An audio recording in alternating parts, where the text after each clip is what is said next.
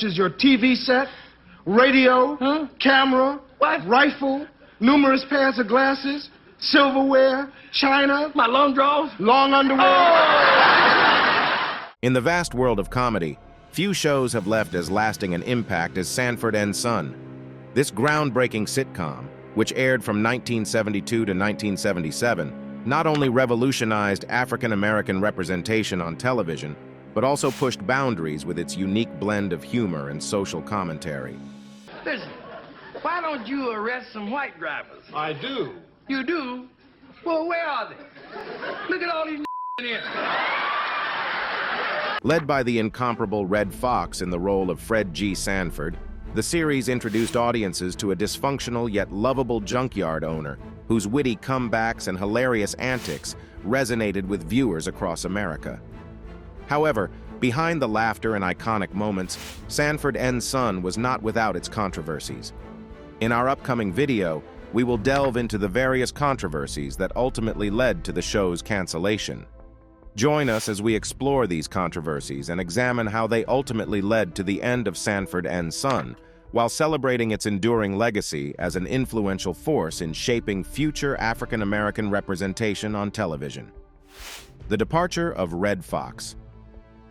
Like most great things, there's a backstory to how they came to be. Some of our favorite shows and films didn't start how they ended, nor did the behind-the-scenes match what viewers saw. Sanford and Son would be one of those examples of how things appeared to many as a great success, only to have disputes and fallouts on the back end. In 1972, the groundbreaking show would introduce America to Red Foxx and his TV son, Demond Wilson. The show would shed light on life in Black America and a father and son duo in South Central Los Angeles. With Jim Crow laws only ending less than 10 years before its airing, it should be no surprise that Red Foxx and the rest of his co-stars would struggle with finding equality when it came to the level of star power they brought. Here's why Red Foxx left Sanford and Son. Red Foxx, who portrayed the iconic character of Fred G. Sanford in Sanford and Son, a significant influence on the set of the show. His comedic prowess and unique style contributed to the success and popularity of the sitcom. As the lead actor, Foxx brought his own comedic sensibilities and improvisational skills to the role of Fred Sanford.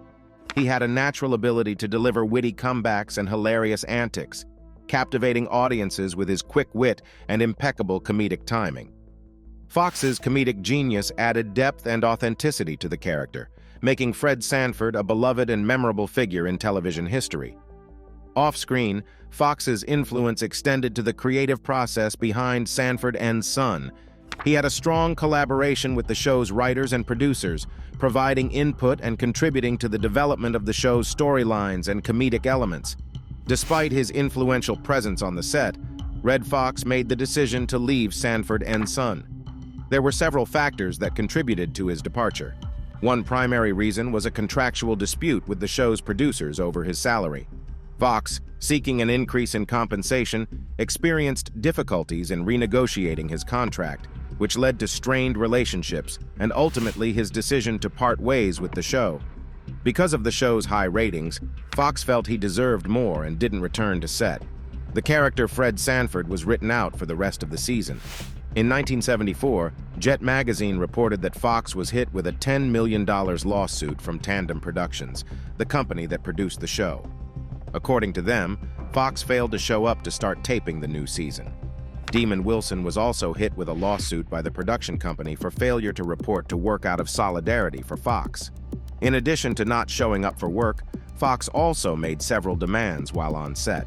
The network agreed to supply Foxx with the rehearsal hall with windows. His old rehearsal hall was too confining. In addition to his dressing room changes, Foxx also asked for a pay raise and a percentage of the show. I asked for 25% of the show. They wanted to give me 25% of the producer's pie and said it would take 5 years before I could get a piece of the show. Well, they want to make me look like an idiot. They know I have a winner and I had one from the start. You see, when they gave me the show, they had about 25 million black folks to start off with as a viewing audience. The show has made millions. They wanted to sell the show to Columbia for $11 million. When the show was syndicated, I want to have a piece of it. I figured that if I had 25% of the show, I could make $1 million a year for the next 10 or 12 years. Foxx defended his demands by stating he's been in show business for 38 years and he still gets treated like a beginner. The show also took a huge mental toll on Foxx. When he was written out of the show at the end of the third season, he blamed the mental and physical efforts of being on a weekly series. According to People magazine, Foxx said he was taken to the hospital 4 or 5 times. The show also affected Foxx's personal life. "When I went to Hollywood, I didn't have time to spend with her like I did in Vegas," Foxx commented about his then ex-wife. "I did 2 45-minute shows and we always had time to go out after, or we could go to the movies or horseback riding. In Hollywood, I spent all my time reading scripts, working 8 hours a day, 7 days a week. When I came home, I just went to sleep." The network, however, thought otherwise. They thought Foxx was childish and wasn't able to deal with his instant superstardom. With tensions continuing to rise, Foxx eventually showed up to the studio with a pearl-handed revolver. Fox and NBC, however, would eventually come to an agreement and the show would continue for another 3 seasons. When it came down to the show's 6th season, Foxx ultimately was ready to move on. The birth and failure of Sanford Arms. After the immense popularity of Sanford and Son, in an attempt to continue the success of the show, a spin-off called Sanford Arms was introduced. Sanford Arms focused on Fred's boarding house as the central setting, hoping to capture what made Sanford and Son so beloved. Unfortunately, this endeavor faced several challenges right from the start. One major hurdle was Demon Wilson's departure from the show due to financial disagreements. Wilson had played Lamont Sanford, Fred's son and comedic partner, but his absence necessitated a replacement. Theodore Wilson joined as a new character named Phil Wheeler, altering dynamics within the series. As Sanford Arms progressed, it started shifting away from its edgy comedy roots towards a more family-friendly sitcom approach. This change potentially alienated fans who loved the originality and sharp humor of Sanford and Son. The transition resulted in a diluted version of the show that failed to resonate with its loyal audience. The poor reception ultimately led to cancellation after just 4 episodes. Limited use of supporting characters and lackluster writing were cited as contributing factors for this swift demise. Attempted resurrection with new format. In a desperate attempt to revitalize interest in Sanford and Son, NBC and Red Fox embarked on a journey to bring the beloved sitcom back to life in 1980. With hopes of recapturing the magic that once made the show a hit, they implemented several changes in an effort to breathe new life into Fred Sanford's world. One significant obstacle they faced was Demon Wilson's decline to participate in the revival. As Lamont Sanford's character had been integral to the dynamic between him and his father Fred, this posed a challenge for the writers. To overcome this hurdle, Fred was teamed up with an unconventional sidekick who provided comedic contrast. The introduction of this new character injected fresh energy into the show while still maintaining its trademark humor. Another change introduced during this attempted resurrection was including an affluent girlfriend for Fred. This decision aimed at exploring new romantic dynamics within the series. However, it came at a cost. To accommodate this storyline, some original supporting cast members were minimized or omitted altogether from certain episodes. Despite these efforts, audience reception remained mixed. While some viewers embraced these changes as a necessary evolution for the show, others felt that they strayed too far from what made Sanford and Son popular in its heyday. The revised format lacked widespread appeal and failed to resonate with viewers consistently.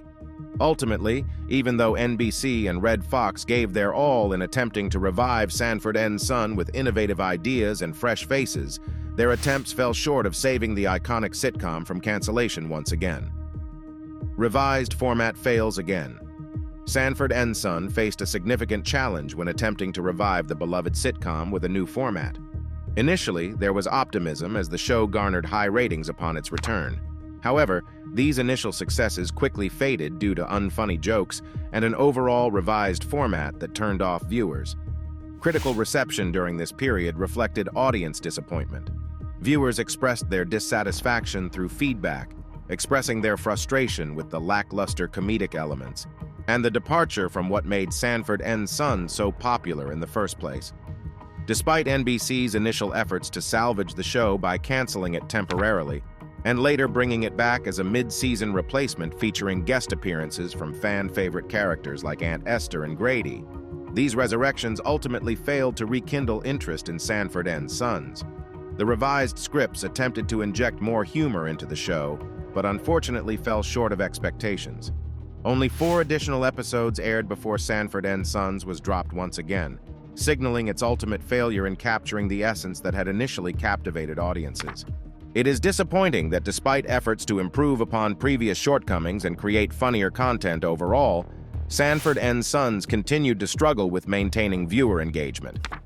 The inability to sustain momentum highlighted inherent challenges within the revived format that prevented it from recapturing its former glory. The controversial elements that contributed to cancellation. When examining the reasons behind the cancellation of Sanford and Son, it is impossible to overlook NBC's decision to ban racial slurs from the show. This move had a significant impact on both the authenticity of the series and how fans perceived it. Sanford and Son was known for its edgy and bold approach, often pushing boundaries with its humor.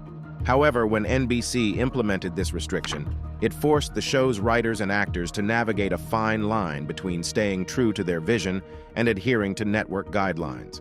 As a result, some argue that this restriction compromised the show's integrity. Additionally, there were other controversial elements within Sanford and Son that may have contributed to its decline in popularity.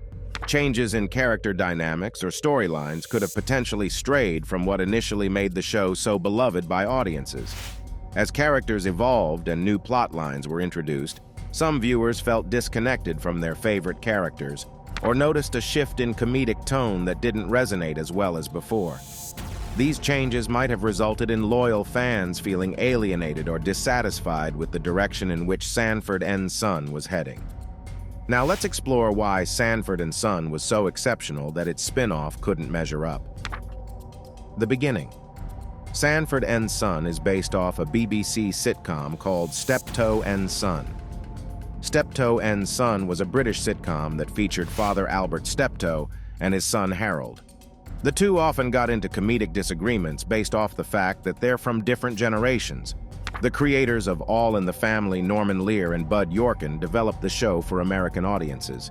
Originally, the show was going to star Italians, but after having trouble finding the right cast, they decided to go with the black family instead.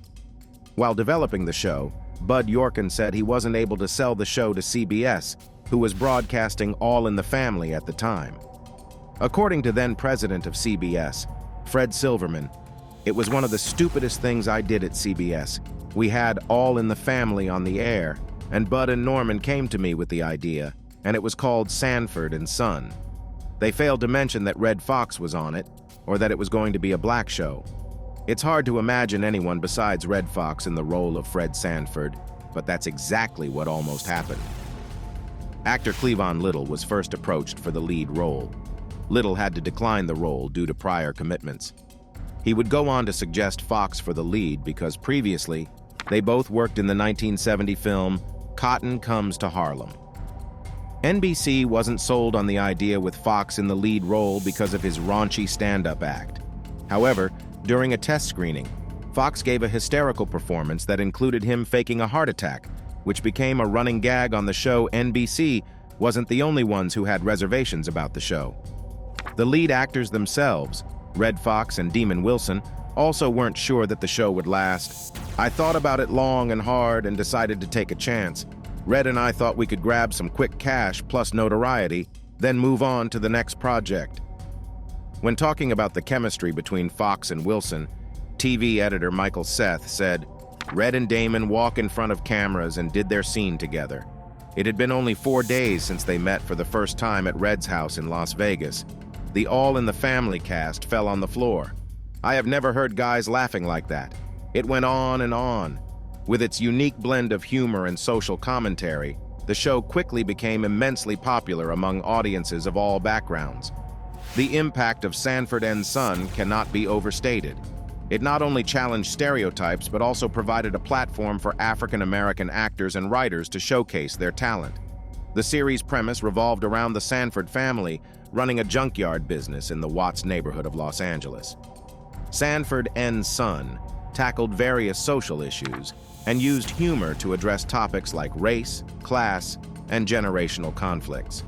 The show's success can be attributed to its relatable characters, witty writing, and the outstanding performances of its talented cast. However, Sanford N's Son wasn't without its share of controversy. Some of its episodes delved into racial themes that pushed the boundaries of what was considered acceptable for television at the time. These episodes often sparked outrage and led to threats of cancellation. One notable example is the episode titled The Ghetto, which aired during the show's second season. In this episode, Fred Sanford mistakenly believes that his neighborhood is about to be demolished for urban renewal, leading him to act out in protest. The episode highlighted the struggles faced by impoverished African-American communities and shed light on the issue of urban decay. While the episode received critical acclaim for its honest portrayal of these issues, it also faced backlash from conservative viewers who found it too confrontational. Lamont, this is Lena Horne. I know. This is little Lamont. What? Little lame Lamont. Another controversial episode, titled A Visit from Lena Horne, featured the renowned singer and actress Lena Horne as a guest star.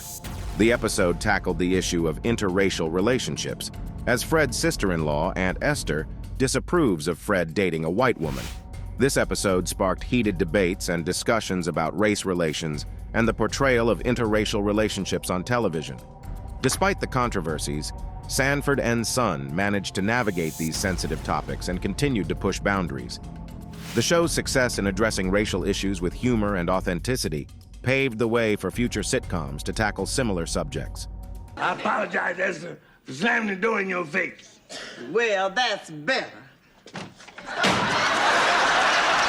Sanford N's Son left an indelible mark on television history through its memorable moments and lasting legacy. One iconic element of the show was the comedic battles between Fred Sanford and Aunt Esther. Their sharp-witted banter and hilarious insults created a dynamic chemistry that kept audiences laughing week after week. Marrying a common, ordinary junk man. Now listen, sister. Wait a minute, stop. Don't stand in the way. I ain't gonna let this liver-lip broad insult you. In addition to these comedic clashes, Sanford N's Son produced several episodes that have become ingrained in pop culture. One standout moment was when Lamont introduced his bride-to-be in an episode featuring a cameo by Alvin Childress. This episode not only showcased Foxx's impeccable comedic timing, but also illustrated the show's ability to blend humor with meaningful storytelling. The impact of Sanford N's Son extends beyond individual moments or episodes. The series paved the way for future shows featuring African-American leads and inspired generations of actors and creators alike. Talented performers like Eddie Murphy, Martin Lawrence, and Tracy Morgan have credited Sanford N's Son as a significant influence on their careers. Moreover, Sanford N's Son served as a catalyst for increased representation in television programming. The success of this groundbreaking sitcom opened doors for other notable series such as The Jeffersons, Good Times, and Family Matters. These shows featured African-American leads and tackled important social issues while still providing entertainment value. Cast of Sanford N's Sons and Where They Are Now. The cast of Sanford and Son consisted of talented actors who left a lasting impact on the television industry. Sanford N's Son, a beloved television sitcom, showcased a talented cast that brought the characters to life and left a lasting impact on viewers. Let's take a look at the main cast members and explore where they are now. Guys, hey, you a fake. You're a fake. Fake. F-A, fake. First up is Red Foxx, Fred Sanford. Red Foxx portrayed the iconic character of Fred Sanford, the witty and cantankerous junk dealer. Foxx's performance as Fred Sanford was a comedic masterpiece, captivating audiences with his impeccable timing and hilarious one-liners. After Sanford N's Son, Foxx continued his successful career in both television and film. The last project that Red Foxx worked on was The Royal Family, where Foxx played Alfonso Royal.